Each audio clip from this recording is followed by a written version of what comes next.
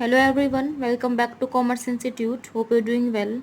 So as you know, we are discussing with the series of Negotiable Instrument Act 1881. And in this video, we will discuss about capacity of partners कि negotiable instrument के अंदर enter करने के लिए एक person के पास क्या क्या कैपेसिटी होनी चाहिए.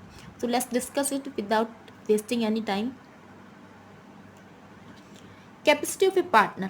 Every person have capacity to contracting according to the law to which he is subject may bind himself and be bound by making, drawing, acceptance, endorsement, delivery and negotiation of a promissory note, bill of exchange and check.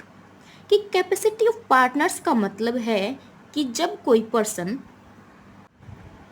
Contract करने की capacity रखता है और वो bill of exchange, promissory note और check को लिख कर, एंडोर्स करके, एक्सेप्ट करके, डिलीवरी करके या फिर उस नेगोशिएबल इंस्ट्रूमेंट को नेगोशिएट करके खुद बाउंड होगा या सामने वाले पर्सन को बाउंड करने का राइट रखेगा.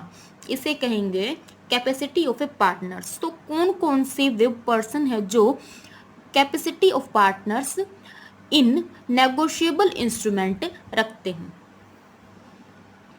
These are the capacity of partners for contracting in negotiable instrument. First is minor.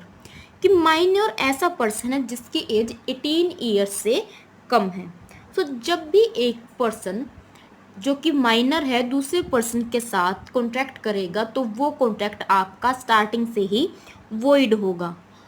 उस माइनर को किसी भी नेगोशिएबल इंस्ट्रूमेंट की पेमेंट करने के लिए बाइंड नहीं किया जा सकता. लेकिन वो माइनर दूसरे पर्सन को बाइंड कर सकता है. बाइंड मतलब कि वो उस नेगोशिएबल इंस्ट्रूमेंट की पेमेंट करने के लिए उसके ऊपर ऑब्लिगेशन लगा सकता है. एक नेगोशिएबल इंस्ट्रूमेंट के केस में अगर उसने वो नेगोशिएबल इंस्ट्रूमेंट माइनर की कंडीशन में लिखा है और कुछ टाइम बाद वो मेजर हो जाता है यानी कि 18 ईयर क्रॉस कर लेता है, तब भी उस नेगोशिएबल इंस्ट्रूमेंट के लिए वो लायबल नहीं होगा. एक माइनर जब नेगोशिएबल इंस्ट्रूमेंट का यूज़ अपनी नेसेसिटी की गुड्स या सर्विसेज को परचेज करने के लिए करता है, उस कंडीशन में भी माइनर को बाइंड नहीं किया जा सकता, लेकिन उसकी जो भी प्रॉपर्टीज़ हैं उनको बाइंड किया जा सकता है. The next is lunatic, idiot and drunken person. कि एक पर्सन जो कि मेंटली डिसेबल्ड है उसको हम नेगोशिएबल इंस्ट्रूमेंट के लिए लायबल नहीं कर सकते क्योंकि उसके पास कैपेसिटी ही नहीं है कि वो कॉन्ट्रैक्ट कर सके. तो नेगोशिएबल इंस्ट्रूमेंट के लिए बाइंड करने का कोई रीज़न नहीं बनता.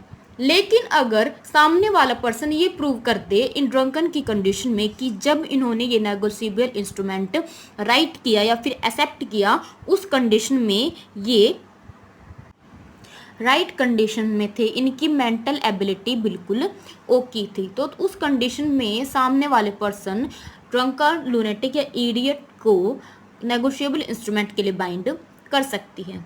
द नेक्स्ट इज कोऑपरेशन और कंपनी. एक कॉरपोरेशन और कंपनी की सिचुएशन में नेगोशिएबल इंस्ट्रूमेंट के लिए वो कॉरपोरेशन और कंपनी तभी बाइंड होगी जब उसके आर्टिकल ऑफ एसोसिएशन उसे ऐसा करने का राइट देंगे.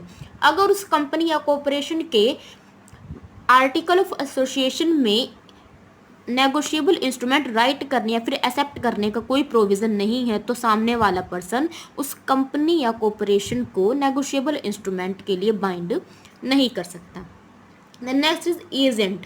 अगर कोई एजेंट अपने ओनर के लिए या उसके बिहाफ पर कोई नेगोशिएबल इंस्ट्रूमेंट लिखता है तो उस कंडीशन में क्या माना जाएगा कि उस एजेंट का ओनर ही उस नेगोशिएबल इंस्ट्रूमेंट को पे करेगा. सो ऐसा करने के लिए एजेंट को क्या करना होगा, नेगोशिएबल इंस्ट्रूमेंट लिखते समय उस नेगोशिएबल इंस्ट्रूमेंट के ऊपर अपने ओनर का नाम लिखना होगा कि वो किसके अंडर काम कर रहा है, या फिर उसको अपना नाम लिखकर नीचे ये मेंशन करना होगा कि मैं स्पेसिफाई पर्सन के अंडर काम कर रहा हूँ तो इस नेगोशिएबल इंस्ट्रूमेंट के पेमेंट के लिए आप उनको बाइंड कर सकते हैं। तो इन दोनों कंडीशन में अगर कोई एजेंट नेगोशिएबल इंस्ट्रूमेंट लिखता है तो आपका उस एजेंट का ओनर ही उस नेगोशिएबल इंस्ट्रूमेंट के लिए बाइंड होगा। लेकिन एजेंट कोई ऐसा नेगोशिएबल इंस्ट्रूमेंट लिखता है जो उसकी वर्किंग लिमिट के बाहर है तो उस नेगोशिएबल इंस्ट्रूमेंट के लिए एजेंट को ही लायबल ठहराया जाएगा। Next is legal representative. अगर किसी पर्सन का कोई लीगल रिप्रेजेंटेटिव है तो उस कंडीशन में उस लीगल रिप्रेजेंटेटिव को नेगोशिएबल इंस्ट्रूमेंट के सभी राइट मिल जाते हैं। फॉर एग्जांपल ए का कोई लीगल रिप्रेजेंटेटिव बी है, सो ए डिसीज हो जाता है, उस कंडीशन में बी को क्या मिल जाते हैं, राइट मिल जाते हैं उन सभी नेगोशिएबल इंस्ट्रूमेंट के लिए कि आप अब ए की जगह मुझे क्या करोगे, पेमेंट करोगे। ये आपकी किसी नेगोशिएबल इंस्ट्रूमेंट के लिए या फिर उस लीगल रिप्रेजेंटेटिव की विल के अंदर लिखा होगा। अगर उस विल के अंदर कोई लिमिट सेट की गई है तो उसको भी कंसीडर किया जाएगा। The next is Hindu joint Hindu family. Joint Hindu family के अंदर जो करता है वही क्या होगा, सभी काम करने के लिए लायबल होगा। लेकिन इस बात के लिए ये क्वेश्चन किया जाएगा कि अगर कर्ता ने उस नेगोशिएबल इंस्ट्रूमेंट के ऊपर सिग्नेचर किए हैं तो फैमिली के बाकी मेंबर्स उसके लिए लायबल नहीं हो सकते। सो इस केस में एट द लास्ट ये डिसीजन लिया गया कि जिस पर्सन का नाम उस नेगोशिएबल इंस्ट्रूमेंट के ऊपर होगा वही उसके लिए लायबल होगा। अगर कर्ता ने उसके ऊपर साइन किए हैं तो सिर्फ कर्ता ही उस नेगोशिएबल इंस्ट्रूमेंट के लिए लायबल होगा।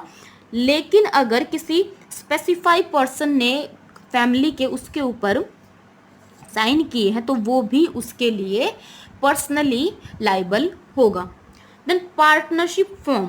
पार्टनरशिप फॉर्म के अंदर पार्टनर्स और पार्टनरशिप फॉर्म दोनों की सेपरेट लीगल एंटिटी होगी। सो कोई भी पार्टनर अकेला उस नेगोशिएबल इंस्ट्रूमेंट के लिए लायबल नहीं होगा, सभी पार्टनर्स प्रोपोर्शनेटली क्या होंगे, किसी भी नेगोशिएबल इंस्ट्रूमेंट के लिए लायबल होंगे।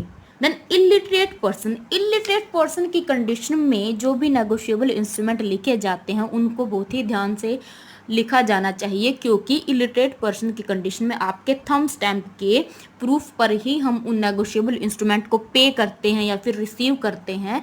तो एक पर्सन के थंब प्रिंट का बहुत ही केयरफुली हमें वेरिफिकेशन करना होगा, तभी हम उसको पेमेंट देंगे या फिर उससे पेमेंट रिसीव करेंगे। तो ये है आपकी conditions. These are the conditions of contracting in the negotiable instrument. First, minor, lunatic, idiot और ड्रंकन पर्सन, कॉर्पोरेशन और company, agent, legal representative, joint Hindu family, partnership firm, illiterate person. So this is all about your today's topic and I hope this is clear. If you have any query about this topic, you can ask down below in the comment section and don't forget to hit the bell icon so you will have all the notification from Commerce Institute. Thank you for watching the video.